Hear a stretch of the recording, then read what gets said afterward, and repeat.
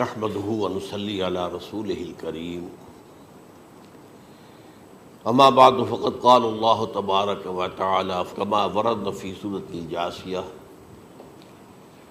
اعوذ بالله من الشيطان الرجيم بسم الله الرحمن الرحيم وإنه لعلم للساعة فلا تمترن بها واتبعوني هذا صراط مستقيم صدق اللہ العظیم رب اشرح لی صدری ویسر لی امری واحلل عقدۃ من لسانی یفقہوا قولی اللہم ربنا الہمنا رشدنا واعذنا من شرور انفسنا اللہم ارنا الحق حقا وارزقنا اتباعہ وارنا الباطل باطلا وارزقنا اجتنابہ آمین یا رب العالمین۔ قادیانیت سے متعلق ایک بحث کا آغاز ہو گیا تھا، کیونکہ ہمارے علم میں یہ آیا تھا کہ قادیانیوں نے خاص طور پر ماڈل ٹاؤن کو اپنا ایک مرکز اور اپنا اڈا بنانے کا فیصلہ کیا، اور اس کا ہمیں تجربہ بھی حاصل ہو گیا۔ کچھ نوجوان اہل سنت کے نوجوان میرے پاس آئے تھے اور انہوں نے میری توجہ اس طرح منعطف کرائی کہ یہاں پر یہ اپنی جمعے کی نماز کے لیے اوپن گراؤنڈ استعمال کر رہے ہیں اور اس میں لگا لیتے ہیں پارٹیشن وغیرہ، اور بڑی یوں سمجھیے کہ بڑی مہم کے ساتھ دونوں طرف کی سڑکیں بند کر کے، اور جو بھی لوگ مسافر ہیں انہیں بھی دعوت دیتے ہیں کہ آئیں یہاں جمعہ پڑھیں، اور بعض لوگ مغالطے میں وہاں جمعہ پڑھ لیتے ہیں۔ تو اس کے حوالے سے انہوں نے کوشش کی کہ کچھ نہ کچھ اس سلسلے میں، کیونکہ انہوں نے مجھے لا کر قانون دکھایا۔ پاکستان میں جو قانون نافذ ہے وہ یہ ہے، چاہے یہ کہ وہ نافذ نہیں ہے بالفعل، لیکن ہے، قانون کی کتاب میں تو موجود ہے کہ قادیانی اپنے کوئی جو بھی ان کے نزدیک بھی ان کے مذہبی شاعر ہیں ان کو مسلمانوں کی شکل میں برملا علی الاعلان ادا نہیں کر سکتے، کیونکہ وہ تو دھوکہ دینی بات ہو گئی کہ لوگ سمجھیں گے یہ مسلمان ہی ہیں۔ اب جب انہیں، آپ کو معلوم ہے کہ ہماری پوری جو مرکزی اسمبلی تھی، نیشنل اسمبلی، اس کے فیصلے کے تحت قرار دیا گیا بالاتفاق کہ قادیانی غیر مسلم ہے، دائرہ اسلام سے خارج ہے۔ یہ تو فیصلہ ہوا پارلیمنٹ کا اس بڑے پیمانے، بعد میں پھر ضیاء الحق صاحب کے زمانے میں یہ تو ہوا تھا، آپ کو معلوم ہے، بھٹو کے زمانے میں۔ تو ضیاء الحق صاحب کے زمانے میں اسی کی گویا کہ فردر سٹیپ کے طور پر یہ بات طے کی گئی اور قانون بنا دیا گیا کہ وہ اپنی مسجد کو مسجد نہیں کہہ سکتے اور مسجد کی صورت پر نہیں بنا سکتے کہ گزرنے والے کو یہ خیال ہو کہ یہ مسجد ہے۔ اسی طرح وہ اگر کوئی اسلامی شاعر کا ارتکاب کریں گے علی الاعلان تو بھی یہ قابل تعزیر ہے، جرم ہے۔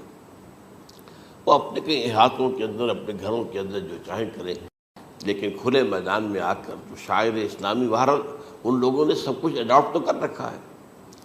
سب سے بڑی بات تو وہ ہے کہ انہوں نے ایک جھوٹے نبی کا اقرار کیا ہے کہ وہ نبی ہے، اس نے ہمارے درمیان فصیل حائی کر دی ہے۔ اب جو اس کو مانتے ہیں ان کے نزدیک ہم کافر ہیں۔ آپ کو معلوم ہے کہ یہ میں بیان کر چکا ہوں کہ حالانکہ قائد اعظم کا کتنا بڑا احسان تھا کہ چودھری ظفر اللہ خان کو انہوں نے فارن منسٹر بنایا پاکستان کا، لیکن جب ان کا انتقال ہوا ہے قائد اعظم کا تو اس کی جنازے کی نماز میں شریک نہیں ہوا، وہ شخص موجود رہا۔ جو دوسرے ممالک کے سفراء آئے ہوئے تھے، ظاہر بات ہے وہ مسلمان تو نہیں تھے، کوئی عیسائی تھے یا کوئی اور تھے، ہندو تھے، بدھ تھے، جو بھی تھے۔ اب چونکہ قائد اعظم کا انتقال تھا ایک مملکت کے صدر کا، تو وہ لوگ سبھی موجود تھے، لیکن ظاہر ہے کہ وہ نماز میں شریک نہیں ہوئے، وہ مسلمان تو نہیں تھے۔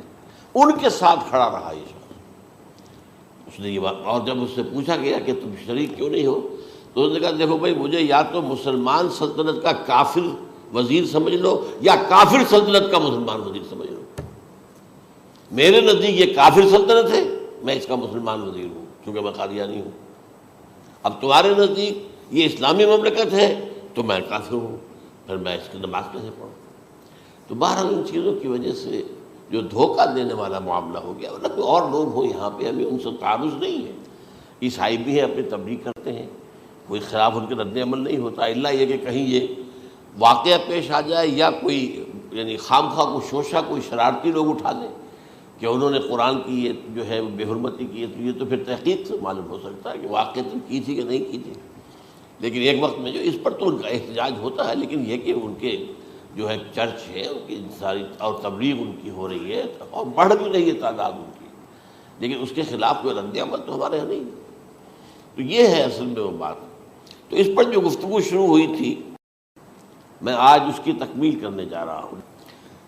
حضرت عیسیٰ علیہ السلام کی دوبارہ آمد کا تعلق ہے، اس کے ضمن میں قرآن مجید میں جو نص قطعی ہے وہ نص قطعی یہ ہے اِنَّهُ لَعِلْمٌ لِلسَّاعَةِ فَلَا تَمْتَرُنَّ بِهَا۔ حضرت عیسیٰ کا ذکر ہوا ہے سورہ جاثیہ میں، اور وہاں فرمایا گیا ہے کہ یہ عیسیٰ کا دوبارہ آنا قیامت کی علامت ہوگا، یعنی کہ اب قیامت بالکل قریب آ گئی ہے۔ اِنَّهُ لَعِلْمٌ لِلسَّاعَةِ، علم حاصل ہوگا ان کی دوبارہ آمد پر کہ اب قیامت جو ہے وہ سر پر آ گئی ہے۔ اچھا، اس کے ایک اور جو ہے ذرا بالواسطہ دلائل جو قرآن مجید میں آئے ہیں، ایک ان میں سے یہ ہے کہ سورہ آل عمران میں جہاں حضرت مریم کو بشارت دے رہا تھا فرشتہ کہ آپ کے ہاں ایک بیٹا ہوگا، وہ بڑی حیران تھی کہ میرے ہاں کیسے بیٹا ہو جائے گا، ماں کن تو بغیہ، میں تو کوئی بدکار عورت تو نہیں ہوں، نہ میری کوئی شادی ہوئی ہے ابھی۔ تو اس میں جو باتیں بیان کی تھی فرشتے نے، وہ جو بیٹا ہوگا اس کی کیا شان ہوگی، اس میں یہ الفاظ بھی آتے ہیں وَيُكَلِّمُ النَّاسَ فِي الْمَهْدِ وَكَهْلًا، وہ باتیں کرے گا، لوگوں سے گفتگو کرے گا جبکہ وہ پنجھوڑے میں ہوگا، بچہ ہوگا، گود میں ہوگا، اور کہل کے وقت، کہل کہتے ہیں جب آدمی عمر میں جو ہے 40-45 کا کسی بھی اوپر ہو جائے، آپ پہلے طفل کہتے ہیں پھر جوان کہتے ہیں، عربی زبان میں شاب کا لفظ آتا ہے، بہت جوان، بڑی اچھی صحت میں ہے، اس کے بعد پھر ظاہر بات ہے ڈھلوان شروع ہوتی ہے، یہ کہل ہے۔ جب بڑھاپے کے آثار شروع ہوتے ہیں، بال سفید ہونے شروع ہوتے ہیں، تو یہ کہل ہے، قبول۔ اب سوال یہ ہے اس گھوڑے میں بات کر دیں، یہ تو معجزہ ہے، لہذا اس کا ذکر یہاں پر مناسب ہے۔ یہ بڑے ہو کر بات کرنے کی کیا ضرورت تھی کہنے کی، وہ تو سبھی کرتے ہیں انسان، یہ اسی لیے کہ معلوم ہو کہ کہولت بھی انہیں آئے گی یار، حالانکہ آپ کو معلوم ہے سب مانتے ہیں، عیسائی بھی مانتے ہیں، سب مانتے ہیں، 33 برس کی عمر میں انہیں اٹھا لیا گیا، اس دور میں تو کہولت آئی نہیں، اس لیے قرآن ذکر کر رہا ہے۔ اور یہ بات جو ہے دوسری مرتبہ آئی ہے یہ سورہ المائدہ میں آیت نمبر 110 وَتُكَلِّمُ النَّاسَ فِي الْمَهْدِ وَكَهْلًا، صرف یہ ضمیر کا فرق ہے، وَيُكَلِّمُ النَّاسَ فِي الْمَهْدِ وَكَهْلًا، اور وَتُكَلِّمُ النَّاسَ فِي الْمَهْدِ وَكَهْلًا، یہ ہے جب قیامت کے دن اللہ تعالیٰ حضرت عیسیٰ سے سوال کریں گے، اے عیسیٰ ابن مریم، کیا تم نے میری اجازت سے اور میری تائید سے یہ معجزے نہیں دکھائے، یہ معجزے نہیں دکھائے، میں نے تم پر یہ فضل نہیں کیا؟ اور یہ گویا کہ بالواسطہ عیسیٰ کے ماننے والوں سے خطاب ہے کہ اللہ تعالیٰ کے کتنے بڑے بڑے احسان ہوئے، اور اسی میں تم بات کرتے تھے لوگوں سے پنگھوڑے کے اندر بھی اور کہولت کی عمر میں بھی، تو یہ کہولت کی عمر کب آئی؟ حضرت عیسیٰ علیہ السلام، تو اس کے بغیر تو ممکن ہی نہیں ہے کہ وہ دوبارہ دنیا میں آئیں، پھر ان کے اوپر وہ عمر آئے اور اس عمر کے اندر بھی وہ بات کریں گے۔ تو یہ میرے نزدیک قرآن مجید کے اندر دلائل ہیں اس چیز کے کہ حضرت عیسیٰ علیہ السلام کی دوبارہ جو ہے آمد ہوگی۔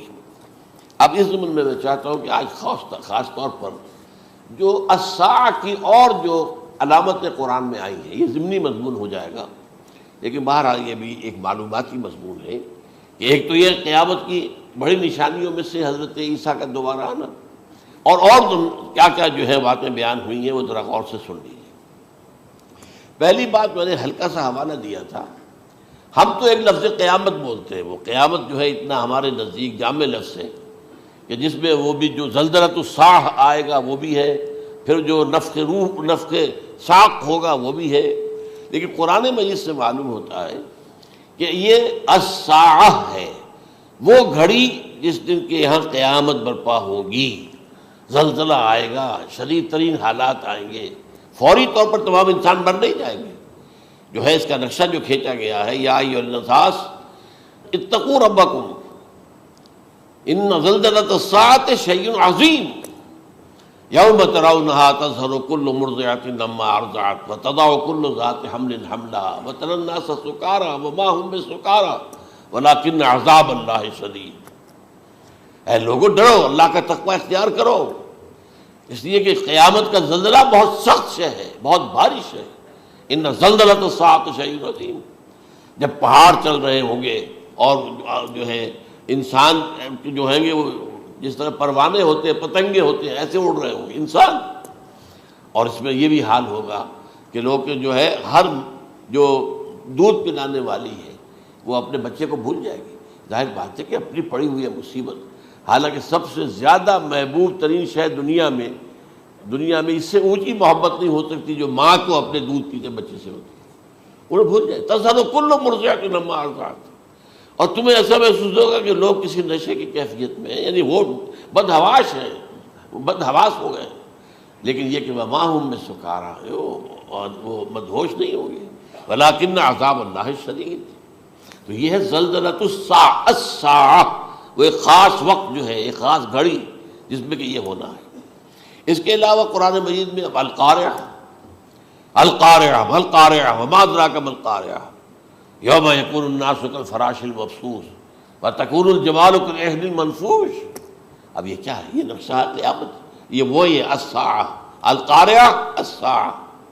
اسی کے ساتھ قرآن میں آتا ہے الواقعہ، اذا وقعت الواقعۃ لیس لوقعتها کاذبہ، تو یہ خافضۃ رافضہ، یہ الفاظ سورہ واقعہ میں ہے۔ اسی طریقے سے اور جو ہے الحاقہ ما الحاقہ وما ادراک ما الحاقہ، یہ تمام جو الفاظ قرآن مجید میں آئے ہیں یہ آئے ہیں الساعہ کے لیے، قیامت کے لیے نہیں۔ قیامت میں بعد میں بتاؤں گا آپ کو۔ چنانچہ 3 نفخے ہیں جو قرآن سے ثابت، نفخ فی الصور، اور اس نفخ فی الصور کا یہ عالم ہوگا یوم ینفخ فی الصور ففزع من فی السماوات ومن فی الارض الا من شاء اللہ، جس دن پھونکا جائے گا سور میں، اور اس وقت صورتحال یہ ہو جائے گی کہ جو بھی آسمانوں میں ہے، زمین میں ہے، سخت پریشانی اور سخت پشیمانی اور ایک طرح کے مرعوبیت اور خائف ہو کر رہ جائیں گے، الا ان کے کہ جن کو اللہ چاہے، اس کے کوئی ملائکہ مقربین ہوں گے۔ من فی السماوات ومن فی الارض ہے، اس کے ساتھ ہی یہ کہہ دیا گیا ہے، لیکن یہ باقی پورے لوگوں کے اوپر، پوری مخلوقات کے اوپر ایک جو ہے گھبراہٹ کی کیفیت طاری ہو جائے گی۔ تو یہ ہے پہلا فضا۔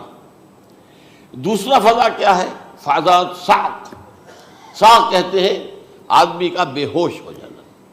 یہ دوسری مرتبہ جب سور پھونکا جائے گا، وَنُفِخَ فِي الصُّورِ فَصَعِقَ مَن فِي السَّمَاوَاتِ وَمَن فِي الْأَرْضِ إِلَّا مَا شَاءَ اللَّهُ، یہ ہے کہ اس کے بعد وہ سب کے اوپر موت طاری ہو جائے گی۔ یہ دوسرے سور پھونکے جانے کے بعد ہے۔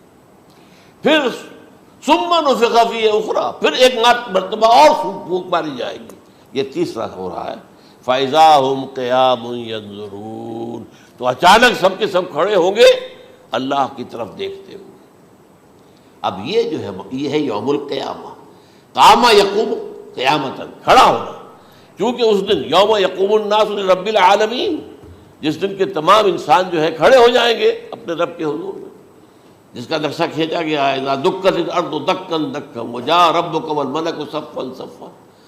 تو یہ سب کے سب انسان بھی جو ہے موجود ہوں گے، فرشتے صفے باندھے ہوئے ہوں گے، اور اللہ تعالیٰ جو ہے اپنے خاص عرش کے ساتھ، یحمل عرشہ ثمانیہ، 8 فرشتے اس عرش کو اٹھائے ہوئے ہوں گے، جبکہ یہ آسمان پھٹے گا اور اس روئے ارضی پر اللہ تعالیٰ کا نزول ہوگا۔ یہ جو ہے ہمارا یوم القیامہ یہاں ہے، یوم القیامہ ہی میں جو فیصلے ہونے یہاں ہونے، قصہ زمین برسر زمین، جو نیکیاں تم نے یہاں کمائی ہیں یا جو بدیاں تم نے یہاں جن کا ارتکاب کیا کا فیصلہ یہاں ہوگا۔ اس کے بعد واللہ عالم کچھ اور بھی چیزیں ہیں، لیکن یہ کہ وہ سب عام طور پر لوگوں کے علم میں نہیں ہے۔ میں نہیں چاہتا کہ خام خواہ کسی نئی بات سے کوئی جو ہے ذہنوں کے اندر کوئی ایک تشکیک پیدا ہو جائے، شبہات پیدا ہو جائے، لیکن یہ چیزیں جو میں نے آپ سے عرض کی از قرآن ثابت ہے، اسی زمین پر اترنا ہے۔ وجاء ربک والملک صفا صفا، یہ سب کے سب آئیں گے، اور ملائکہ، اور اس کے علاوہ جو ہے دوسرے مقامات پر جس کا نقشہ کھینچا گیا ہے سورۃ الحاقہ کے اندر ہے۔ اللہ کا عرش جو ہے 8 فرشتے اٹھائے ہوئے نیچے اتریں گے۔ تو یہ تمام چیزیں قرآن مجید میں مذکور ہیں، اور یوم القیامہ یہی ہوگا، لیکن وہ ہے یوم القیامہ، ہم قیامت کہتے ہیں اس کو، جس کو قرآن کہتا ہے الساعہ، الزلزلہ، الحاقہ، القارعہ، الواقعہ، یہ ہے در حقیقت جو پہلا معاملہ ہے کہ اس کے اندر جو ہے فضا ہو جائے۔ اب دیکھیے جو علامات قیامت احادیث میں آئی ہیں وہ میں آج آپ کو سنا رہا ہوں۔ ان کو دو حصوں میں تقسیم کیا جاتا ہے، علامات صغریٰ، علامات کبریٰ۔ چھوٹی نشانیاں جو درجہ بدرجہ درجہ بدرجہ درجہ بدرجہ حاضر سامنے آئیں گے۔ ایک ہے بالکل قیامت سے متصل قبل بڑے جو خرق عادت واقعات ہوں گے وہ آئیں گے۔ اچھا، پہلی چیز کے سلسلے میں حضرت انس رضی اللہ تعالیٰ عنہ سے یہ مروی ہے اور یہ حدیث متفق علیہ ہے۔ پہلی علامت حضور نے بیان کی قیامت کی علامات میں سے، اب میں لفظ قیامت اسی معنی میں بول رہا ہوں جس میں کہ ہم عام طور پر بولتے ہیں۔ آپ نے فرمایا علم اٹھا لیا جائے گا، جہالت کا دور دورہ ہوگا۔ اب یہ کون سا علم اٹھایا جائے گا؟ سائنس کا علم نہیں، دین کا علم۔ آج تو ساری قدر و قیمت جو ہے جس کے لیے دوڑتے ہیں لوگ، لاکھوں روپے کی فیسیں دے کر، ایم بی اے ہو رہے ہیں، یہ جو ہے اکاؤنٹنسی کا پاس کر رہے ہیں، یہ سی اے کر لیا ہے، یہ کوئی اور جو ہے فزکس میں، کوئی کیمسٹری میں ڈاکٹریٹ کر لی ہے، ڈاکٹر بن گئے تو کیا ہی کہہ رہے ہیں۔ اس لیے کہ بڑی چیز جو پاکستان سے ایکسپورٹ ہوتی ہے وہ ڈاکٹر ہیں۔ جو اتنے بڑے پیمانے پر جو کالج کھلے ہوئے، 3 لاکھ روپے ایک سال کی فیس، 5 لاکھ روپے ایک سال کی فیس، یہ کیوں لیتے ہیں اور کیوں لوگ دیتے ہیں؟ کہ موقع مل جاتا ہے ایم بی بی ایس کر کے۔ امریکہ کے اندر بھی ڈیمانڈ ہے، ان کے ہاں ڈاکٹر جو ہیں جتنے ہونے چاہیے نہیں ہے، لہذا اور بھی بہت سی جگہوں پر ڈیمانڈ ہے۔ تو جس چیز کی مارکیٹ میں ڈیمانڈ ہے وہ علم ہے۔ آج علم کمپیوٹر کا علم ہے یہ، حالانکہ ان میں سے کسی کے اوپر لفظ علم کا اطلاق میرے نزدیک غلط ہے، جہالت ہے۔ علم وہ ہے جو ذہن کو جلا دے، جو سوچ کو جلا دے، روشنی پیدا کرے، دماغی روشنی، وسعت دے، انسان کے فکر کو وسعت دے، اس کے ذہنی جو ہے جو افق ہے اس کو وسیع کرے۔ علم تو وہ ہے جو حقیقت کے کیا علم بھی اس سے عطا فرمائے۔ قرآن ہے، حدیث ہے، باقی اور چیزیں جو اس سلسلے میں آ سکتی ہیں وہ ہے کہ جو قرآن اور حدیث کی سمجھنے میں مومن ہوں اور زیادہ جو ہے اس کے تک فہم کو آسان کر دیں۔ لیکن یہ کہ فرمایا علم اٹھا لیا جائے گا، جہالت کو فروغ ہوگا۔ ظاہر بات ہے ایک ہی بات ہوئی ہے۔ دوسرے نمبر پہ یہ کہ جہالت کو فروغ ہوگا۔ نمبر 3 زنا کثرت سے ہوگا۔ نمبر 4 شراب نوشی عام ہو جائے گی۔ نمبر 5 عورتوں کی تعداد بہت زیادہ ہو جائے گی، مردوں کی تعداد کم ہو جائے گی، یہاں تک کہ 50 عورتوں کا خیر خبر کرنے والا، کوئی نگرانی کرنے والا، وہ ایک مرد۔ اچھا، یہ تو ہے ایک حدیث جو میں نے آپ کو بیان کر دی، متفق علیہ، یہ بخاری اور مسلم دونوں میں ہے۔ دوسری حدیث بخاری کی ہے، اس کو حضرت ابو ہریرہ رضی اللہ تعالیٰ عنہ نے روایت فرمایا ہے، قیامت آئے گی جب امانت ضائع ہو جائے گی۔ آج ہمارے ہاں امانت کے ضائع ہونے کا جو نقشہ ہے شاید پوری دنیا میں کہیں اور نہیں۔ جس طرح کے غبن یہاں ہوتے ہیں، جس طرح کک بیکس جو ہے وہ لیے جاتے ہیں، اس غریب یعنی قوم غریب ہے لیکن یہاں وہ امیر بہت بڑے بڑے لوگ ہیں، وہ تو دنیا بھر کے ٹاپ کے امیروں کے اندر ان کا شمار ہو جائے گا۔ لیکن یہ کہ یہ سب امیر کیسے بنے؟ غبن بلین آف ڈالرز کا، اب تو اس سے کم کی تو بات ہی نہیں ہوتی۔ فلاں نے اتنے بلین جو ہے پیسے اپنا جو ہے قرضہ معاف کرا لیا۔ بھائی کس نے کیا، کون کرتا ہے معاف؟ یہ کسی کے باپ کی جاگیر ہے؟ یہ پیسہ بینک کے اندر حکومت کا ہے کہ حکومت کو اختیار ہو کے وہ رائٹ آف کر دے ان کے جو ہے ان کی جائیدادیں کرو ضبط۔ لیکن ہوتا کیا ہے، بینک آفیسر بے ایمان ہے، وہ کہتا تھا 1 کروڑ کا قرضہ لے جاؤ، 10 لاکھ مجھے دے جاؤ، چاہے تم میرے پاس کوئی ڈاکومنٹ جو ہے ایسے نہیں دے سکتے، حالانکہ ہونا چاہیے کہ اتنا بڑا قرضہ لے رہے ہو تو ڈاکومنٹس یہاں پر ہمارے سامنے لاؤ کہ اگر تم نہ دے سکو تو ہم ان ڈاکومنٹس کے ذریعے سے تمہاری جائیداد، تمہاری کوئی جاگیر، تمہاری کوئی اور چیز اس کو قبضہ کریں۔ جب وہ وقت آتا ہے دیکھتے ہیں تو یہ ڈاکومنٹس ہی فیک ہیں۔ اللہ اللہ خرچ کیا کرے گا کوئی؟ بینک کا باپ بھی واپس نہیں لے سکتا۔ اور یہ سب کس کی بے ایمانی ہے؟ وہ جو بیٹھا ہوا بینک مینیجر، سارا سودا اس کے ماں باپ تھا کہ 1 کروڑ ہے نا، 10 لاکھ مجھے دو، 90 تم لے جاؤ، باقی یہ کہ ٹھیک ہے میں تمہارے جو ڈاکومنٹس تم پیش کر رہے اس میں کوئی اعتراض نہیں کرتا، بس جاؤ۔ اور نمبر 2، حکومت نااہلوں کے سپرد ہو جائے گی۔ یہ ہے امام بخاری کی روایت کردہ روایت جو حضرت ابو ہریرہ سے۔ مسلم شریف میں ابو ہریرہ رضی اللہ تعالیٰ عنہ سے ایک اور روایت ہے، مال عام ہو جائے گا یہاں تک کہ زکوٰۃ قبول کرنے والا کوئی نہ ہوگا۔ یہ بات وہ ہے جو آج سعودی عرب اور UAE کے اندر آپ کثرت سے دیکھ سکتے، دولت جو ہے وہ ریل پیل۔ ابھی تھوڑا سا آیا ہے معاملہ خاص طور پر دبئی میں، کیونکہ وہاں بہت زیادہ کنسٹرکشن ہو رہی تھی، تو پوری دنیا میں آپ کو معلوم ہے کہ جو ریئل اسٹیٹ کہلاتا ہے اس کا حال بہت پتلا ہے، لیکن وہاں کے دولت ریل پیل ہے ہر جگہ پر۔ اور سب سے اہم متفق علیہ روایت، متفق علیہ کیا، وہ تو حضرت عمر سے بھی مروی ہے، ابن عمر سے بھی مروی ہے، ابن عباس سے بھی مروی ہے، ابو ہریرہ سے بھی مروی ہے، عبداللہ ابن مسعود سے بھی مروی ہے رضی اللہ تعالیٰ عنہ اجمعین۔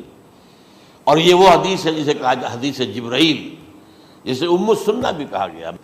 اس میں جو آخری سوال کیا حضرت جبرائیل نے حضور سے، چوتھا، پہلا یہ تھا کہ اسلام کیا ہے مجھے بتائیے، ایمان کیا ہے، اس کی حقیقت کیا ہے یہ مجھے بتائیے، تیسرا احسان کیا ہے یہ بتائیے، چوتھا یہ کہ قیامت کے بارے میں بتائیے کب ہوگی۔ حضور نے فرمایا کہ اس کے بارے میں جس سے سوال کیا جا رہا ہے وہ اس سے زیادہ نہیں جانتا جو کہ سوال کر رہا ہے۔ اب اس کے کئی مفہوم ہو سکتے ہیں کہ بہرحال یا تو حضرت، چونکہ بعد میں معلوم ہوا کہ حضور نے پہچانا نہیں کہ یہ جبرائیل ہے، بلکہ جب سوال جواب ہو کر وہ چلا گیا شخص تو اچانک حضور کے ساتھ ذرا ردو ہو ہی لیا، ذرا بلانا اس کو دوبارہ لانا۔ اب جو دیکھا کہ یہ وجود ہی نہیں اس کا، آسمان نے اس کو اچک لیا، زمین نے نگل لیا، کیا ہوا ہے؟ پھر آپ نے وہ یہ جبرائیل تھے جو تمہیں تمہارا دین سکھانے آئے تھے جبکہ تم سوال نہیں کر رہے ہو۔ یہ بڑے بیسک کوسچن تھے، اس لیے کہ دنیا کے ہمارا نظام اسلام پر ہے، ایمان پر نہیں ہے، اس لیے کہ ایمان کو ویریفائی کر ہی نہیں سکتے۔ کیسے پتہ ہوگا اس میں ایمان ہے یا نہیں ہے؟ کوئی آلہ نہیں ہے، کوئی الیکٹروکارڈیوگرام ابھی تک ایسا نہیں ہے، کوئی جو ہے اور جو طریقے چل رہے ہیں وہ تو ان کے ذریعے سے یہ تو نہیں معلوم ہو سکتا ایمان ہے کہ نہیں۔ لہذا یہاں کا سارا نظام اسلام پر ہے، شہادت اللہ الہ الا اللہ وان محمد رسول اللہ، پھر ایک نظام بنا دیا، وإقام الصلاۃ وإیتاء الزکوٰۃ وصوم رمضان وحج البیت۔ اس میں بھی یہ ہے کہ اگر کوئی نماز کو نہیں مانتا تو کافر ہوگا، لیکن نماز پڑھتا نہیں ہے تو کافر نہیں ہے، فاسق ہے، فاجر ہے، گناہ گار ہے، کمزور مسلمان ہے۔ اس طرح زکوٰۃ کا منکر ہو جائے گا تو وہ کافر ہوگا، لیکن زکوٰۃ دے نہیں رہا ہے تو یہ گویا کہ گناہ گاری ہے، کمزوری ہے۔ تو اس حوالے سے نوٹ کر دیجئے کہ یہاں کا دنیا کا سارا اسلامی نظام اور سارا کانسٹیٹیوشنل اور لیگل سسٹم جو ہے اسلام کا وہ اقرار باللسان پر ہے، ایمان ہے وہ کہ جس کی بنیاد پر وہاں فیصلے ہوں گے۔ یہاں کوئی شخص مسلمانوں کا بڑا لیڈر ہے، بڑا علامہ ہے، بڑی اس کی قدر و منزلت ہے، اس کے ہاتھ چومے جا رہے ہیں، پاؤں چومے جا رہے ہیں، ہو سکتا ہے وہاں کہا جائے دفع ہو جاؤ، تمہارے دل میں ایمان نہیں تھا، تم نے یہ سب کچھ کیا تھا اس لیے کہ کہا جائے کہ بڑے عالم ہو، اور یہ کہا جا چکا فقط قیل۔ اب یہاں کچھ نہیں ہے تمہارے پاس، پھر فرشتوں کو حکم ہوگا کہ اس کو گھسیٹتے ہوئے جہنم میں ڈال دیں۔ 3 باتیں بیان کی آپ نے، یہی حشر اس کا ہوگا مالدار کا۔ اللہ پوچھے گا میں نے تمہیں بہت مال دیا، تم نے کیا کیا؟ وہ کچھ گنوانا شروع کرے گا، اللہ فرمائے گا جھوٹ بول رہا، قذبت، تم نے یہ خیرات و صدقات اس لیے کیے تھے کہ تمہاری سخاوت کے ڈنکے بج جائے، تعریفیں کی جائے، وہ کی جا چکی ہے، دنیا میں ڈنکا بج گیا، یہاں کچھ نہیں ہوا، وہ نیت دل میں کچھ اور تھی تمہارے۔ میں لیس البر ان تولوا وجوہکم والا قرآن مجید کا سبق ہمارا منتخب نصاب کا نمبر 2 بڑی تفصیل سے بیان کیا۔ یہی معاملہ ہوگا اس عالم کا، اللہ فرمائے گا میں نے تمہیں علم دیا، تم نے، وہ کہے گا میں نے علم پھیلایا لوگوں میں ہدایت کی، جھوٹ بول رہے ہیں، تم نے تو صرف اس لیے کیا تھا، تمہاری نیت یہ تھی کہ بڑا عالم شخص ہے، بڑا فاضل شخص ہے، تو یہ سب کہا جا چکا۔ تو وہاں کا معاملہ جو ہے وہ اسلام پر نہیں ہے۔ یا آپ دکھائیں گے دیکھیے یہ میرا آئیڈینٹی کارڈ، اس پہ اسلام میرا مذہب لکھا ہوا ہے، یا یہ میرا پاسپورٹ ہے، آئیڈینٹیفیکیشن کے لیے دنیا میں عام طور پر یہ چیزیں ہوتی ہیں، کوئی تعلق نہیں۔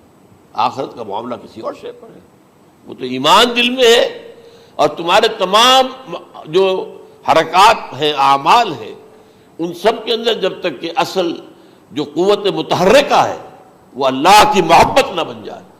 اخلاص للہ، محب اللہ للہ، اور یہ کہ یہ تمام چیزیں جیسا کہ فرمایا، ایک حدیث بڑی پیاری ہے، ایمان کی تکمیل کی علامت کیا ہے؟ فرمایا من احب للہ وابغض للہ ومنع للہ واعطى للہ فقد استکمل الایمان. جس شخص کے نے محبت جس سے بھی کی، اللہ کے لیے کی، اپنے مفادات کے لیے نہیں، رشتہ داری کی بنیاد پر نہیں. محبت اوپر ہو جائے، رشتہ دار کا حق ہے دو، بیوی کے حقوق ہیں دو، لیکن محبت یہ اللہ کے لیے ہو کہ فلاں شخص سے مجھے محبت اللہ کے لیے. اور اگر نفرت رکھی تو اللہ کی وجہ سے رکھی، اس لیے رکھی کہ وہ اللہ کے دین سے دور ہے، وہ اللہ کے راستے پر نہیں آ رہا ہے، وہ فسق و فجور کی جو ہے زندگی کو آ رہا ہے. اس میں بھی یہ ہے کہ یہ نہیں ہے تعلق قطع کر لو، تعلق قطع کرو گے تو تبلیغ اور اصلاح کا موقع کہاں رہے گا، لیکن دلی محبت نہیں ہوگی اس میں. تو اگر محبت ہے تو اللہ کے لیے، اور نفرت ہے تو اللہ کے لیے. اور کسی کو کچھ دیا ہے تو اس لیے کہ اللہ کا حکم ہے کہ دوں، اور کسی سے کچھ روکا ہے تو اس لیے کہ اللہ کا حکم ہے کہ روکوں، اس کو نہیں دینا ہے. فقد استکمل الایمان، تو اس شخص نے ایمان کی تکمیل کر لی. یہ ہے اصل جو ڈیسائیڈنگ فیکٹر ہے، وہ یہ ہے. اور اس ایمان کی پہلی علامت کیا ہے؟ کیسے معلوم ہو میرے اندر ایمان ہے؟ پہلی علامت سب سے کم تر درجے کا ایمان، اس میں فرمایا گیا اذا اساءت کا سیئۃ وحسنت کا حسنۃ فانت مومن. اگر کوئی اچھا کام کر کے خوشی ہو اور کوئی برا کام ہو جائے تو ملامت ہو، یہ کیا کر بیٹھا، یہ میں نے کیا کیا ہے، یہ مجھے نہیں کرنا چاہیے تھا. یہ اگر احساس ہے نیکی اور بدی کا تو تمہارے اندر ایمان ہے. یہ ایمان ہے ادنیٰ درجے کا. اور وہ ایمان من احب للہ ہے وابغض للہ ہے واعطى للہ ہے ومنع للہ فقد استکمل الایمان. اچھا، یہ جو متفق علیہ حدیث ہے جو حضرت جبرائیل کی ہے، اس میں پھر انہوں نے کہا کہ اچھا اگر آپ مجھے یہ کب ہوگی قیامت نہیں بتا سکتے تو اس کی کچھ علامتیں بتائیے. یہ بڑی عظیم تھا، کیونکہ یہ تو تمام احادیث کے اندر میں نے عرض کیا نا کہ سب سے زیادہ صحابہ سے منقول ہے. اور آپ نے فرمایا کہ جب لونڈی اپنی مالکہ کو جنے گی اور تم دیکھو گے کہ ننگے بدن ننگے پیر بھوکے ننگے بھیڑوں اور بکریوں کو چرانے والے اونچی سے اونچی عمارتیں بنانے میں ایک دوسرے کا مقابلہ کریں گے. اذا تلد الامۃ ربتہا، کیا بانی ہے؟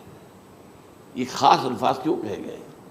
اولاد والدین کے سامنے دب کر رہتی تھی، کبھی سینہ تان کر بات نہیں کرتے تھے. ٹھیک ہے، کوئی بات آپ مان نہیں سکتے، ابا جان یہ بات تو میں نہیں کر سکتا. یا فرض کیجئے کہ وہ آپ کو کسی نیکی سے روک رہے ہیں، کہ دینی کام سے روک رہے ہیں، ابا جان یہ تو میں نہیں کروں گا، یہ تو دین کا فرض ہے. یہ کہیں آپ، اور ڈٹ کر کہیں اور جمیں اس پر، لیکن یہ کہ کوئی سرکشی کا انداز نہ ہو. ایسا نہ ہو کہ اپنے جناب سینے کو تان کر کے کھڑے ہو جائے، میں نہیں کروں گا، یہ نہیں، یہ غلط ہو جائے. اچھا، اولاد میں بیٹی جو ہوتی تھی وہ زیادہ سبارڈینیٹ، سبمسو، بات ماننے والی، کہیں بھی سر اونچا نہ کرنے والی. اور آخری دور میں کیا ہوگا؟ بیٹیوں سے مائیں ڈریں گی، انہیں ٹوک نہیں سکتی کسی بات پر، پتہ نہیں کیا بک دے، کیا بکواس کر دے. یہ تو ہمارے ہاں ہو گیا ہے، باہر کیا ہے وہ تو آپ یہ بھی نہیں پوچھ سکتے. آپ کی 13 برس کی لڑکی آئی ہے رات کو 1 بجے، نہیں پوچھ سکتے کہاں رہی ہو، یہ رات کہاں گزاری، پوچھ ہی نہیں سکتے. یہ پوچھنا بھی جرم ہے. اپنے چھوٹے بچے کو آپ نے ایک تھپڑ مار دیا، تہذیب ہے، سکھانا ہے، غلط کام کیا ہے، اس کی سرزنش ہو رہی ہے، فوراً وہ اگر ایک فون کر دے گا پولیس آئے گی، بچے کو لے جائے گی، اسے لا کر کہیں اور جو ہے ڈپازٹ کرے گی اور آپ پر مقدمہ چلے گا، آپ کو اس کی سزا بھگتنی ہوگی. ظاہر بات ہے کہ پھر وہاں سرکشی کا کیا عالم ہوگا. پھر اولاد کہاں سر جھکائے گی، کس درجے میں جھکائے گی؟ اس کی تربیت عثمانی میں ہوئی نہیں. تو ان تلد الامۃ ربتہا، گویا کہ بیٹی کے نزدیک ماں جو ہے وہ ایسی ہو جائے گی جیسے لونڈی. گویا کہ لونڈی نے ایک اپنی مالکہ کو جنم دیا ہے، بیٹی مالکہ بن جائے گی اور ماں جو ہے لونڈی بن جائے گی، اور دولت کے ریل پیل کا ابھرتا دکان، یہ جو بھوکے ننگے اور مفلس، کیا حال تھا 100 برس پہلے، انہیں کھانے کو کچھ نہیں ملتا تھا۔ یہ مشرقی ساحل پر تھے، یہ سوائے یہ کہ مچھلیاں پکڑ لی، اللہ خیر اللہ وہ کھا لی، یا کہیں ان کو بیچ دیا، کوئی بنڈی لگ جاتی تھی وہاں، اور کیا تھا۔ اور مغربی ساحل پہ کیا ہوتا تھا، ساری ان کی معیشت حج کے گرد گھومتی تھی، حاجی آئے ہیں، خریداریاں کر رہے ہیں، اور آپ کو معلوم ہے پوری دنیا سے مال پہلے بھی پہنچتا تھا وہاں، آپ کو جو ہے ہر ملک کے ہر کونے کا پھل وہاں مل جائے گا آج بھی۔ اور وہاں پر یہ ہے کہ سب سے بڑی بدوؤں کے لیے سب سے بڑی بات کیا تھی، قربانی کا گوشت، اسے وہ سکھاتے تھے، سخت چمڑے کر کے کھاتے تھے، یہ ان کا حل تھا۔ آج جا کر دیکھیے نئے شہر بن رہے ہیں، امریکنز کو کانٹریکٹ دیے جا رہے ہیں، بالکل ماڈرن شہر بنا دو، ایک ایبسلیوٹلی ماڈرن شہر جو ہے، وہ جو مشرقی ساحل کے اوپر جو پہلے سے آرام کو سٹی ہے، امریکن سٹی ہو، اس کے اندر کوئی سعودی بھی داخل نہیں ہو سکتا سوائے جس کے پاس اس سٹی کی طرف سے لائسنس نہ ہو، اور اس کی چار دیواری کے اندر، چار دیواری کیا فصیل کے اندر کہی ہے، جو چاہو کرو، کوئی تم پر پابندی نہیں، ننگے نہاؤ، تالاب ہے نہا رہے، ننگی عورتیں ننگی مردیں نہا رہے، کوئی پوچھنے والا نہیں۔ اب اسی قسم کا ایک سٹی آباد ہونا جا رہا ہے مغربی ساحل پر، جدہ اور ینبوع کے درمیان، اور اس میں اصل میں جتنی بھی دولت ہے جو پیٹرول کی ہے، وہ وہیں پر رکھ لی جاتی ہے امریکہ کے اندر، تاکہ امریکہ جو ہے ایسے ایسے پروجیکٹ بنا کر جب تمہیں دے گا تو اس میں سے پیسے دے گا، وہ نہیں ملتی ان کو واپس۔ بہرحال یہ تو ایک میں نے ایک جگہ آپ سے ذکر بھی کیا تھا، دی کنفیشنز آف این اکنامک ہٹ مین، وہ کنفیشنز کی بات جو ہے، اگر آپ میں سے کسی کو دلچسپی ہو تو اسے پڑھیں کہ کس طریقے سے 1973 کے آئل امبارگو کے بعد جو شاہ فیصل شہید کے زمانے میں ہوا تھا، پھر جس طریقے سے امریکہ نے ان تمام ممالک کو جکڑ لیا ہے، اس کا پورا جو پروسیس کیا تھا وہ سامنے آتا ہے۔ بہرحال اس کے بعد آتا ہے علامات کبریٰ کا ذکر، بڑی علامتیں جو کہ بالکل خرق عادت کے انداز میں ہوگی، جن کا معاملہ جو ہے وہ آپ کے ناپ تول میں نہیں آ سکتا، آپ کی کیمسٹری فزکس اس کا جو ہے وہ نہیں کر سکتی، ادراک ہوگا یہ قیامت کی۔ ان میں نمبر 1 کیا ہے، ایک بہت بڑا دھواں آئے گا، پوری دنیا کو لپیٹے گا۔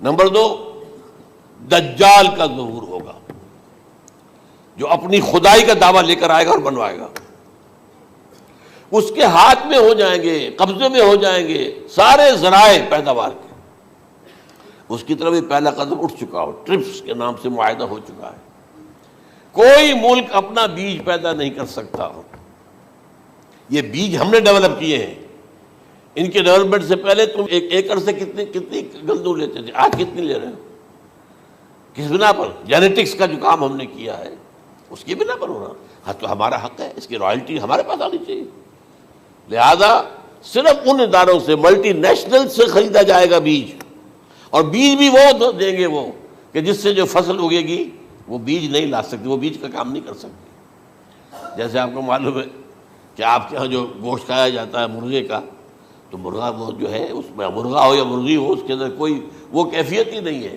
ان کے انڈے جو ہے ان سے آپ بچے حاصل نہیں کر سکتے، ہے تو انڈا، دیکھنے کو تو انڈا ہے، لیکن وہ بنڈا جو ہے اس سے بچہ تو نہیں حاصل کر سکتے۔ ایسے ہی وہ گندم کا بیج لیں گے، نظر آئے گی گندم، لیکن اس کے اندر وہ صلاحیت نہیں ہے کہ اس سے جو فصل اگے گی اس کا نتیجہ جو ہے وہ بھی آپ لے سکیں، یہ ہونا ہے، اللہ جانے، قدم اٹھ رہے ہیں ادھر۔ پھر یہ ہے کہ دابۃ الارض، زمین سے ایک حیوان نمودار ہوگا، زمین شق ہوگی۔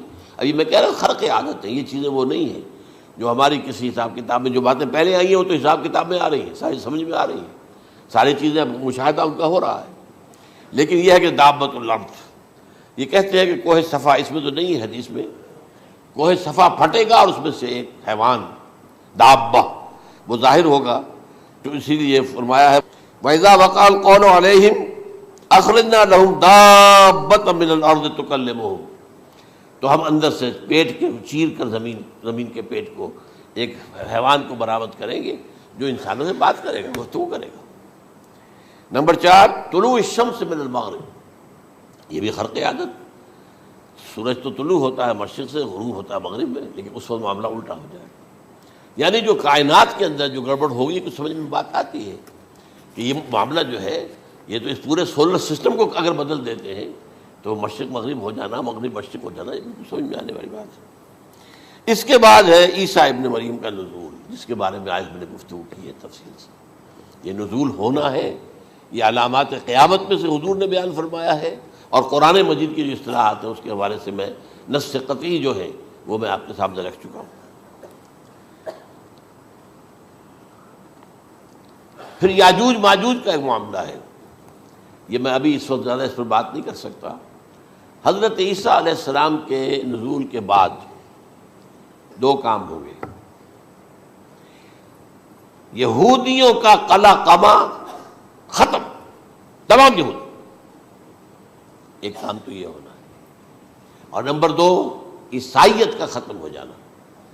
عیسائیت کی نفی کر دیں گے، بھائی تم مجھے خدا کا بیٹا بنائے بیٹھے ہو، میں تم خدا کا بیٹا نہیں ہوں، میں تو اس کا بندہ ہوں، رسول ہوں، میں نے تم سے کب کہا تھا کہ مجھے خدا کا بیٹا بناؤ۔ نمبر 2 یہ کہ وہ خنزیر کو قتل کر دیں گے، یعنی یہ تم نے خنزیر کب سے کھانا شروع کر دیا، میں تو تم کو نکاح اجازت دے کر گیا تھا، یہ تو شریعت موسوی میں حرام تھا، اور میں کہہ کر گیا تھا کہ یہی شریعت تم پر لاگو رہے گی، ہاؤ کم تم نے کیسے یہ؟ آج بھی بہت سے رومن کیتھولکس جو ہے وہ سور نہیں کھاتے، وہ اس میں ہے ان کے اندر کچھ نہ کچھ بات جو ہے جو حضرت عیسیٰ کی تعلیمات کا کچھ اثر ان کے ہاں ہے۔ میں تو ایک مرتبہ، یہ 1971 کی بات ہے، 4-5 دن کے لیے برسلز میں رکا تھا، اس لیے کہ وہاں مجھے ایک صاحب نے خط لکھا تھا کہ وہاں ایک نوجوان ہے، ابھی اس میں ایمان لایا ہے، اور اس کے کچھ مسائل ہیں، ہم کوشش کر رہے ہیں ان کے مسائل حل کریں، آپ بھی جا رہے ہیں۔ میں انگلینڈ جا رہا تھا تو واپسی پر آپ ان کے یہاں چند دن ٹھہرے، میں حیران ہوا، ویسے اس نے مجھے اپنے گھر ٹھہرایا نہیں، اس لیے کہ ماں باپ تو اس کے کرسچن تھے، اور پولیس کا چیف آفیسر اس کا باپ تھا، چیف آف پولیس فورس۔ اس نے مجھ سے ایک دن کھانے پہ بلایا، میں ہوٹل میں ٹھہرایا مجھے، اس نے کہا آپ اطمینان سے یہاں کھانا کھائیں، اس گھر میں نہ آج تک کوئی شراب کی بوند آئی ہے اور نہ ہی کوئی بوٹی آئی ہے سور کی۔ رومن کیتھولکس، اب اکلوتا بیٹا تھا یہ عبدالعزیز، اس نے بعد میں نام رکھا، وان کینٹر اس کا نام تھا جو کہ اوریجنل تھا، پھر اس نے نام رکھا عبدالعزیز وان کینٹر، پرانا نام بھی بہرحال رکھا۔ نہایت ایک نہایت خوبصورت، 28 سال کی عمر تھی، اور اس وقت میں نے دیکھا تھا کہ اس کی فقہی معلومات جو ہے میری معلومات سے 10 گنا زیادہ۔ اس کی وجہ کیا ہے؟ وہ گیا تھا موراکو میں ایز اے ٹیچر ملازمت کرنے، پیسہ کمانے، وہاں وہ مسلمانوں سے اس کا ہوا ربط ضبط ہوا، اسلام کی تعلیمات سامنے آئی، اسلام لے آیا۔ اب اکلوتا بیٹا ہے، اور ماں باپ جو ہے کرسچن کیتھولکس۔ جب وہاں سے واپس آیا تو پھر کہتے ہیں کہ ہمارے درمیان ایک معاہدہ ہے، وی آر لیونگ ٹوگیدر، لیکن یہ معاہدہ ہے ہم مذہب پہ بات نہیں کریں گے، بس باقی جو بھی ہے وہ ساتھ رہ رہے ہیں۔ لیکن میں حیران ہوا، مجھے معلوم نہیں تھا۔ اچھا، اس کے بعد اس نے جب اسلام کا فیصلہ کیا تو اس کے سامنے سوال آیا کون سی فقہ اختیار کروں؟ تو اس نے بڑی جو ہے تھورو اسٹڈی کی ہے تمام فقہوں کی، کمپیریٹو اسٹڈی، ان کو کرنے کے بعد پھر فائنل فیصلہ اس کا یہ تھا کہ حنبلی فقہ میں اختیار کروں۔ چاروں فقہوں میں سب سے لیٹسٹ حنبلی ہے، یعنی حنفی نمبر 1، پھر مالکی نمبر 2، پھر اس کے بعد شافعی نمبر 3، پھر یہ امام احمد ابن حنبل ہے۔ اور امام احمد ابن حنبل کے زمانے تک احادیث بہت بڑے پیمانے پر جمع ہو چکی تھی، جبکہ ابھی حضرت امام ابو حنیفہ کے زمانے میں کوئی اتنا زیادہ جو ہے حدیث کا بھی ذخیرہ نہیں بنا تھا۔ اسی پر تو لوگ حیران ہوتے ہیں کہ زیادہ حدیث امام ابو حنیفہ کے علم میں نہیں تھی، لیکن مجال ہے کہ ان کا کوئی فتویٰ جو ہے کتاب و حدیث کے، کتاب اور سنت کے خلاف ہو، اگرچہ انہوں نے صاف کہا کہ اگر تم پاؤ کوئی ایسی سچی حدیث، پختہ حدیث جو میری کسی رائے کے خلاف ہو تو میری رائے کو دیوار پر دے مارنا اور اس صحیح حدیث کی پیروی کرنا۔ لیکن ویسے اس کے بعد یہ کمال یہ ہے کہ بہت ہی کوئی شاذ معاملہ ہے کہ جس میں ان کا کوئی فتویٰ وہ کتاب و سنت کے منافی ہو یا سنت کے منافی ہو۔ کتاب پہ تو سوال پیدا نہیں ہوتا، کتاب تو ساری ان کے سامنے موجود تھی۔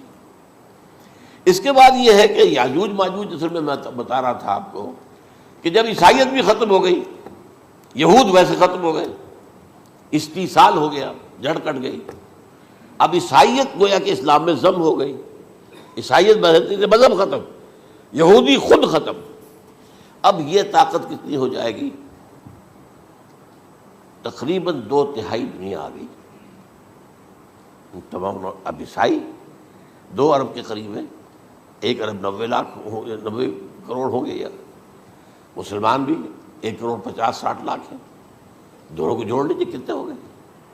6 ارب کل آبادی ہے. لیکن اس کے بعد آتا ہے یاجوج ماجوج کا خروج. یہ یاجوج ماجوج میرے نزدیک چائنا اور رشیا ہے. ان کی مجموعی طاقت اتنی ہوگی، اور یہ اس طرح آئیں گے ہر اونچائی پر سے اترتے ہوئے، پھسلتے ہوئے. جیسے 1962 میں جب وار ہوئی تھی بٹوین چائنا اینڈ انڈیا 1962 میں، تو وہ اس وقت کا نقشہ جو آج بھی اخبارات میں پڑھتا تھا تو یاد، waves after waves of Chinese soldiers were coming down the slopes of Himalayas. یہ تو وہ ہے نا جن کی تعداد کا کوئی حساب نہیں ہے. اور رشیا اور یہ مل کر جو ہے، میرا اندازہ یہ ہے کہ جب پہلے ملحمۃ العظمیٰ ہوگی وہ عیسائیوں اور مسلمانوں کے درمیان، اس وقت یہ دونوں پاورز نیوٹرل رہیں گی. لیکن غالباً یہ بات طے کر لیں گی کہ ویپنز آف ورلڈ جو ہے ماس ڈسٹرکشن، یہ استعمال مت کرنا. اگر یہ ویپنز آف ماس ڈسٹرکشن استعمال کرو گے تو ہم میدان میں آ جائیں گے. اس میں وہ جنگ جب ہو چکے گی، پھر حضرت عیسیٰ کو فتح حاصل ہو جائے گی، اور پھر یہ کہ یہودیت ختم ہو جائے گی، عیسائیت بطور مذہب ختم ہو کر اسلام میں ضم ہو جائے گا. پھر وہ 40 برس کا عہد حکومت ہے حضرت عیسیٰ علیہ السلام. لیکن جب یہ فتح ہو جائے گی ان پر، اب یاجوج ماجوج آئیں گے، اور اتنی تعداد میں آئیں گے کہ بحیرہ طبریہ جو ہے اس کا سارا پانی پی جائیں گے. یہ تو اگر آپ کو کبھی اندازہ ہو یا کوئی آپ جانیں ان لوگوں کو جو ان چینیوں سے واقف ہیں، وہ کہتے ہیں زمین پر ہلتی ہوئی کوئی چیزوں سے وہ چھوڑی چھوڑ کے کھا جائیں گے. جہاں وہ جاتے ہیں ایز اے لیبرر، وہاں کے جو سارے کتے ہیں ختم، ساری بلیاں ختم، ہر شے، وہ جو سانپ کھاتے ہیں، ہر چیز کھاتے ہیں. اور یہ تمام ایسٹرن کنٹریز کے اندر ہوتا ہے. بڑی ڈیلیشس ڈشز ہیں یہ سانپ وغیرہ وغیرہ. اور یہ جس طرح کھا جائے، پانی پی جائے، ایک قطرہ نہیں رہے گا اس پر. تو پھر جو ہے اللہ تعالیٰ اس وقت جو ہے اس میں ایک ایسی بیماری پیدا کرے گا، یہ سب مر جائے. یہ معجزے سے ہوگا. یعنی ان کے اوپر فتح جو ہے وہ عام لڑائی کے ذریعے سے نہیں ہوگی، بلکہ اس کے اوپر فتح جو ہوگی وہ اللہ تعالیٰ سے ہوگی. ایک بیماری پیدا ہوگی، سب مر جائے گا. اور اس کے بعد اللہ تعالیٰ ایسے پرندے بھیجے گا بڑی لمبی لمبی گردنوں والے، وہ ان سب کو کھا جائیں گے. جیسے ہمارے ہاں گدھ ہوتے ہیں، وہ ان کو صاف کر دیں گے. ورنہ تو یہ ہے کہ پوری دنیا کے اندر جو بدبو اور جو پیدا ہوتا معاملہ اس سے، تو اس نوع انسانی کی بقا ممکن نہیں تھی. ان کے خاتمے کے بعد پھر یہ ہوگا کہ حکومت اسلامی جو ہے پوری دنیا میں حضرت مسیح علیہ السلام کی ہوگی. 45 برس وہ رہیں گے. اسی میں وہ کہلن بھی آ جائے گا، وہ فی المہد و کہلن جو میں نے شروع میں بیان کیا تھا. اسی میں پھر یہ ہے کہ وہ شادی بھی کریں گے، ان کی اولاد بھی ہوگی، اور پھر ان کا انتقال ہوگا تو حضرت حضور صلی اللہ علیہ وسلم کے حجرے میں، وہیں پر جہاں حضور اور ابو بکر اور عمر رضی اللہ تعالیٰ عنہم دفن ہیں، وہیں پہ ان کو دفن کیا جائے گا. اور قیامت کے دن حضور فرماتے ہیں کہ میں اور یہ تینوں ساتھ نکلیں گے. تو یہ ہے والات و واقعات. بہرحال اس میں یہ ہے کہ یہ نوٹ کر لیجئے کہ جہاں تک ہمارے ہاں آج کل کا معاملہ ہے، میرے نزدیک میں یہ کہنے پر مجبور ہوں، جو رفع و نزول مسیح کو نہیں مانتا وہ کم سے کم منکر حدیث ضرور ہے. میں اس سے کم کا فتویٰ نہیں دے سکتا. اب یہ ہے کہ جو لوگ مہدی کو نہیں مانتے ان کا معاملہ میں مختلف سمجھتا ہوں. چند منٹ لے رہا ہوں آپ کے، اور اس لیے کہ ان کی حدیثیں صحیحین میں نہیں ہیں، بخاری مسلم میں نہیں. اور یہ کہ بہرحال ان کا معاملہ جو ہے وہ ایسا نہیں ہے حضرت عیسیٰ کا. حضرت عیسیٰ کے آنے کا جو کچھ ہوگا وہ تو میں نے آپ کے سامنے بیان کر دیا. لیکن یہ ہے کہ حضرت مہدی ہمارے نزدیک اس میں خرق عادت کوئی ہے ہی نہیں. جیسے ہر صدی کے مجدد ہوتے ہیں، آخری صدی کے مجدد وہ ہوں گے، اور میرے نزدیک یہی آخری صدی ہے، اور اسی میں حضرت مہدی کا ظہور ہو جانا.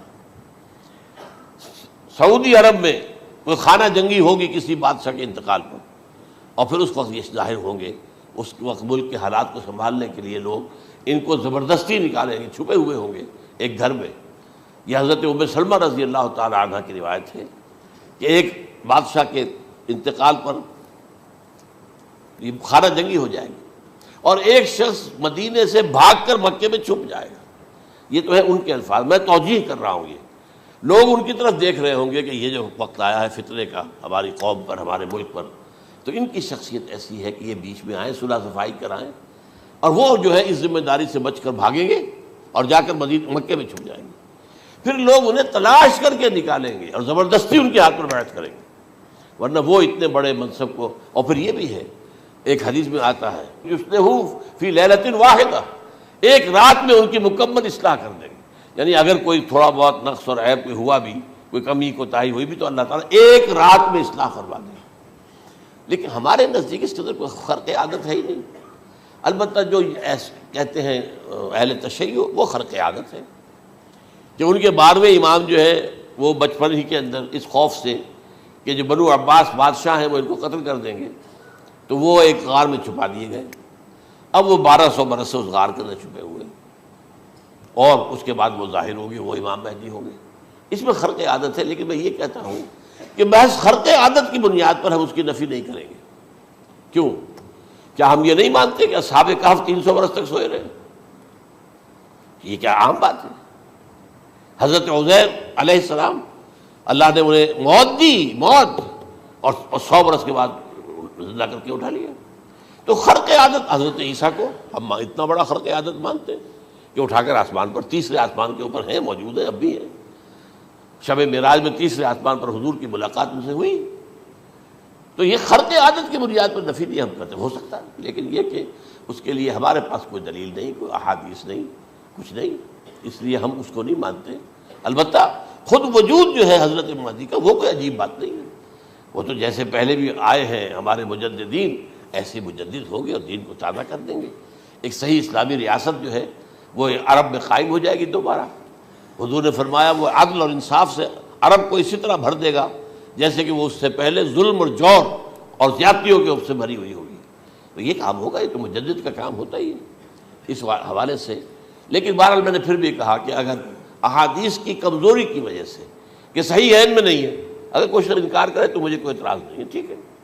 لیکن جو حضرت عیسیٰ کے نفع سماوی اور حضرت عیسیٰ کے نزول کا انکار کرتا ہے، وہ کم سے کم، میں انہیں اور آگے کوئی فتویٰ نہیں دیتا کہ وہ کافر ہو گئے یا یہ ہو گئے یا وہ ہو گئے، لیکن منکر حدیث کے لائن میں تو وہ لازماً کھڑے ہو گئے، کیونکہ اتنی واضح اور پکی حدیثیں ہیں حضرت مسیح کے نزول کی، اور علامات قیامت میں جس طرح ان کا ذکر آتا ہے کہ اس سے انکار جو ہے وہ جب تک آپ پوری حدیث کے ذخیرے کا انکار نہ کریں اس وقت تک ممکن نہیں ہے. اقول قولی ھذا واستغفر اللہ لی ولکم ولسائر المسلمین والمسلمات.